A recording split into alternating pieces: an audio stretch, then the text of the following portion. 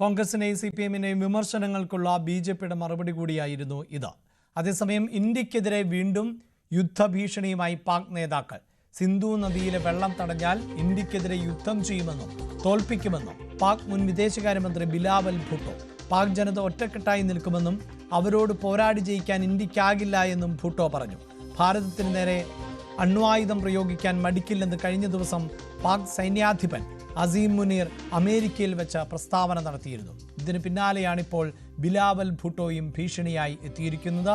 വിവരങ്ങളുമായി അഭിലാഷ് രാധാകൃഷ്ണൻ ആണ് ചേരുന്നത്. അഭിലാഷ്, നേരത്തെ ഈ സിന്ധു നദീജല കരാർ അത് പുനഃസ്ഥാപിച്ചില്ല എങ്കിൽ നദിയിലൂടെ രക്തമൊഴുകും എന്ന തരത്തിൽ വിവാദ പരാമർശം നടത്തിയ ആളാണ് ബിലാവൽ ഭുട്ടോ. ഇപ്പോഴിതാ ഈ സൈനിക മേധാവിയുടെ ഇന്ത്യ വിരുദ്ധ പരാമർശത്തിന് പിന്നാലെ നേതാക്കൾ കൂടുതൽ രംഗത്തു വരികയാണോ? അഭിലാഷ്, ഇതിപ്പോൾ ഇന്ത്യക്കെതിരെ ഇത്തരത്തിൽ ഭീഷണി മുഴക്കുന്നത് ഒരു പരമ്പരയായിട്ട് പാകിസ്ഥാൻ നേതാക്കൾ നടത്തിക്കൊണ്ടിരിക്കുകയാണ്.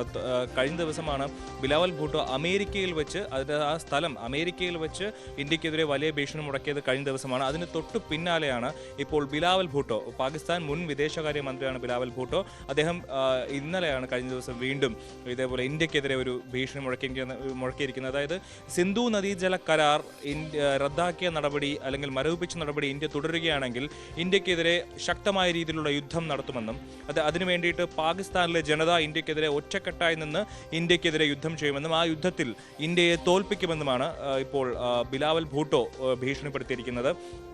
ഒരു തരത്തിലും ഇന്ത്യക്ക് സിന്ധു നദീജലം തടഞ്ഞു വയ്ക്കാനുള്ള അധികാരമില്ല. അത്തരത്തിൽ അധികാരമില്ലാത്ത ഇന്ത്യ അത് ചെയ്യുകയാണെങ്കിൽ അതിനെ ഒരു യുദ്ധമായി കണ്ടുകൊണ്ട് ഇന്ത്യക്ക് നേരെ യുദ്ധം ചെയ്യുമെന്നും അതിൽ ഇന്ത്യക്ക് ഒരു തരത്തിലും പാകിസ്ഥാനോട് ജയിക്കാനാകില്ലെന്നുമാണ് ഇപ്പോൾ ബിലാവൽ ഭൂട്ടോ പറഞ്ഞിരിക്കുന്നത്. അത് കഴിഞ്ഞ നമുക്കറിയാം ഏപ്രിൽ 22-ന് നമ്മുടെ പഹൽഗാമിൽ നടത്തിയ ആക്രമണത്തിന് ശേഷം ഇന്ത്യക്കെതിരെ വലിയ രീതിയിൽ ദിനേന ബിലാവൽ ഭൂട്ടോ പ്രതികരണങ്ങൾ നടത്തിയിരുന്നു, ഭീഷണി മുഴക്കിയിരുന്നു. അതിനുശേഷം ഒരു ഇടവേളയ്ക്ക് ശേഷം കഴിഞ്ഞ ദിവസം അസീം മുനീർ വലിയൊരു ഇന്ത്യക്കെതിരെ അണുവായുധം പ്രയോഗിക്കാൻ മടിക്കില്ല എന്നൊരു പ്രസ്താവന നടത്തിയതിന് പിന്നാലെയാണ് ഇപ്പോൾ ബിലാവൽ ഭൂട്ടോ വീണ്ടും ഇന്ത്യക്കെതിരെ ഭീഷണി മുടക്കിയിരിക്കുന്നത്.